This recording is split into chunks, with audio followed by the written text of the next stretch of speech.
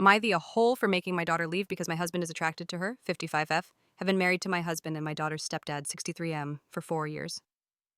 My 23-year daughter and I have a complicated relationship. She has been diagnosed with dissociative identity disorder. She has a lot of trauma from watching me and my husband's horrible marriage go down and was bullied in school. When she told me she was being bullied by peers, my view that all children are innocents really tied my hands because I told her that if I said anything to them, I would be an adult harassing a child. She has blamed me for that ever since, and keeps referring to this one time where the kids at school called her trash due to the fact that she wasn't taking care of her hygiene due to depression. Part, not all, of my response was telling her to take a shower, and I bought her new clothes. The bullying finally ended with an expulsion and a suspension for the ringleaders. She still throws the fact that a school clinic volunteer told her that if she was their kid, she'd have permission to punch back if administrators didn't do anything. I thought that having her live with me while she finishes school and gets a job would help heal some childhood wounds if my second husband and I modeled a healthy relationship.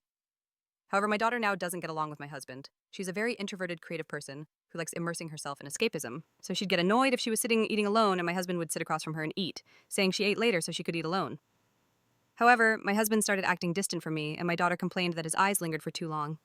She got very angry and there was a lot of shouting and slamming of doors. Finally, my husband admitted he's attracted to her and it's hard to be around her all day, said she was walking temptation and said that's why he was avoiding sex with me.